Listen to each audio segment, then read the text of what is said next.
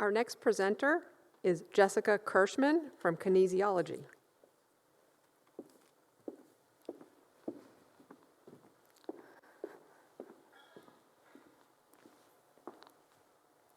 I'm going to assume a lot of us ate a lot of ramen when we were in undergrad due to the financial stress that we were under.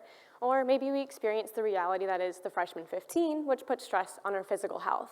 Or maybe we experienced both of these and even more stress on our other resources like mental well-being, social support, and instrumental support.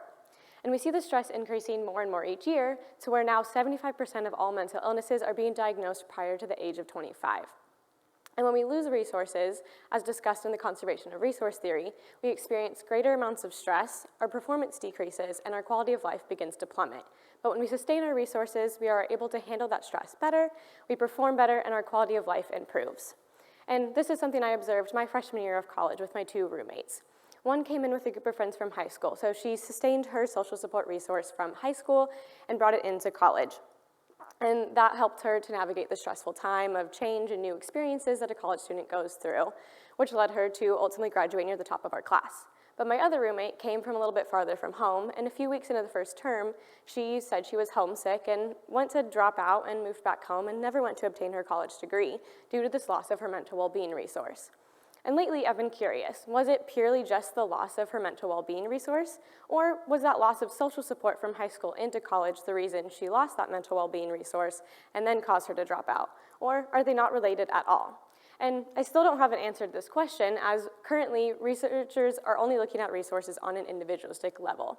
We know that the student who is physically healthy is going to perform better academically than the student who gets sick every time there's a midterm or final exam coming around. But how do finances play a role in the student's physical health, if at all? Or maybe their social support or instrumental support is impacting their health in some way. And in order to identify which resources are the most critical to the college student population, as well as their relationships, interactions, and impacts on one another, I propose the development of a student resource inventory scale that will allow us to address these questions. This will be done through the administration of a questionnaire survey to University of Houston undergraduate students, as well as undergraduate students at universities across the country to gather a diverse group of data from different gender, socioeconomic, and ethnic groups, so this scale can apply to every person in college. We know that student resources in college are put under a lot of stress, as college students are under a lot of stress, experiencing new things and a lot of change. But we don't have a holistic way to measure this, and because of that, we don't have intervention methods that could potentially prevent students like my roommate from dropping out so early on in their college career.